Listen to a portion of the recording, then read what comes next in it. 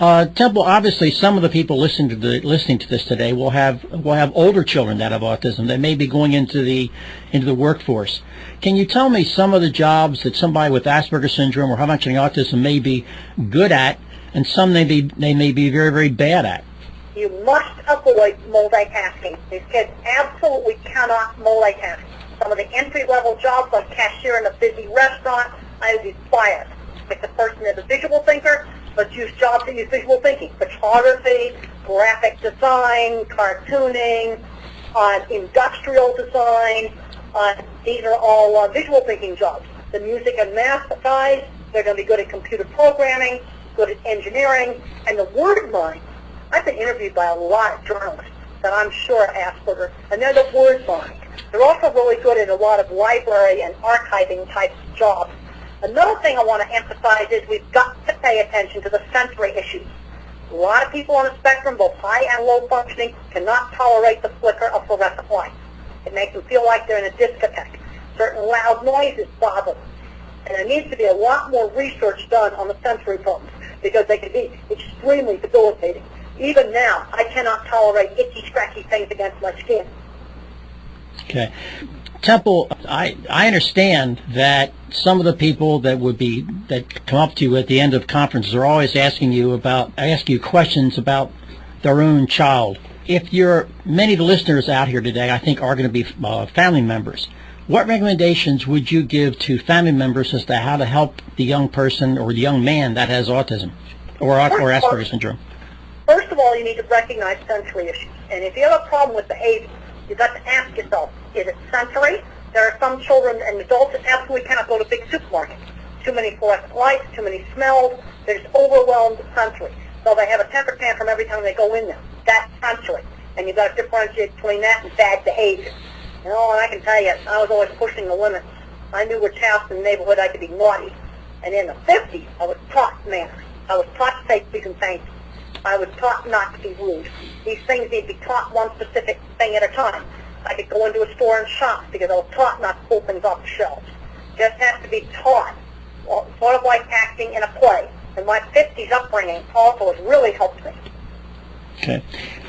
Temple, we understand that you'll be speaking on July 17th in beautiful Dixon, Illinois, which happens to be the home of Ronald Reagan. Can you tell us a little bit about some of the other people speaking with you there? Well, Tony Atwood's going to be there, and he has a very good book on Asperger's. It's kind of a short book, and I like his short book. We've got to work on developing the area of strength because I work in a technical field, and some people say that only 20% of Asperger's get employed. That's not a complete sample. Because if you work in a technical field like computer programming or engineering, there's Asperger's 40 years up and up all over the workplace because they were taught social skills when they were very young. You know, you go out to Silicon Valley, and those Silicon Valley parents, they have printed those kids into computer programming. Started at around 8 or 10, they start teaching programming. You know, somebody's got to work with them. There's mentors. Again, I cannot emphasize enough, especially when you get on the high end of the spectrum, the importance of mentors, like my science teacher. I was goofing around in school, I was interested in studying. I didn't have a goal. And when I had a goal of becoming a scientist. You know, one parent today said, well, my kid's really interested in endangered species. Well, okay, let's get him involved in environmental things. Or another kid loves elephants. I said, read about elephants. Do math with elephants. Learn about the behavior of elephants. Learn about how they talk with low-frequency sound through the ground. Use elephants, you know, that to motivate things that can turn into hobbies and careers. And we've got to do a lot more thinking about what are they going to do when they grow up. I see smart Asperger kids graduating from college, no job skills. We need to start teaching those skills. Things like being on time, things like turn taking, things like being polite. Okay. Temple, I understand that this conference on July 17th and 18th in Dixon, that any of our listeners from anywhere in the world can actually see and hear you. How is that? Well, I think that's just absolutely wonderful, and one of the things that really makes me happy is when I have a parent or I have somebody on the spectrum come up to me and saying, you know, something they read in my book, Thinking of Pictures, or any of my books, really helped them understand their child. That makes me really happy. because I want people on the spectrum to end up having a good life. Yeah. Now, but this conference you're doing, how will people around the world be able to be seeing you and to be hearing you? Well, it's my understanding you're going to be broadcasting it over the internet. I got you.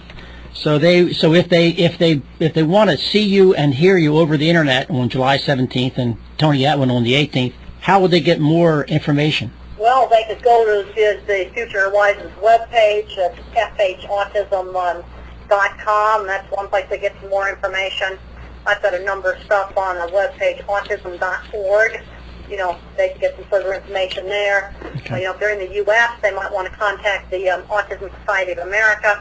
I just can't emphasize enough, you know, if you're a parent with a young child, you've got to start doing early intervention. Let's say you're somewhere in the world where there's no services. So then maybe get some grandmothers, get some students, anybody to work with this little kid. Because the worst thing you could do with an autistic 3-year-old is let him sit in front of the TV all day rocking. Doing nothing's the worst thing you can do. Gotcha. Okay, Temple, thank you very much. It's been really great talking to you. We'll look forward to be hearing from you on July 17th. Okay, great. Thank you, kiddo. Bye-bye. The information you have just heard is general in nature and is not to be used as a diagnosis on any child or adult. For information or for an accurate diagnosis, contact professionals in your area. We wish you well.